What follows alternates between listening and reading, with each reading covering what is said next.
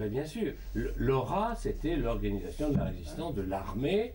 Donc c'était, il se trouvait avec des gens qui avaient le même passé, la même histoire, enfin, qui partageaient à peu près les mêmes valeurs, quoi, en gros. L'ORA était principalement constituée d'officiers. Oui, ou des sous-officiers aussi. La rencontre avec l'autre partie de la résistance, les FTP, les réseaux, les maquis, a Ben, en Loir-et-Cher, on a eu une chance insensée. l'amalgame, la synthèse. Ben oui, parce que, si vous voulez, le colonel de la Vessière, Valin, pour l'appeler par son nom de résistance, avait abrité dans sa propriété de la Cé-sur-Croix, au château de la Motte, 2 maquis, qui étaient des maquis FTP purs et durs.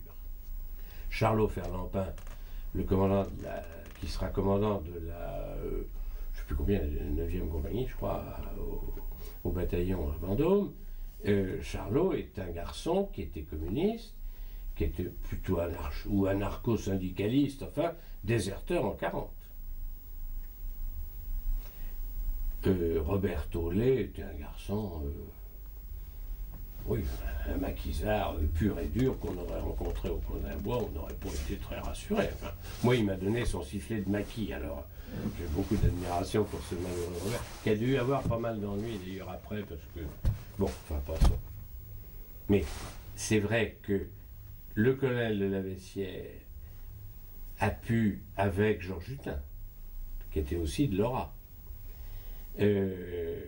avec Commandant Henry, un certain nombre d'autres, ils ont pu nouer des liens fraternels sur le terrain. Dans le fond, la seule façon de faire l'amalgame, c'est de travailler à la même cause, en prenant les mêmes risques. Donc l'amalgame était possible parce que, bien sûr que le colonel de Vessière n'allait pas forcément à tous les parachutages. Mais papa est allé au parachutage. Un certain nombre de gens sont allés au parachutage.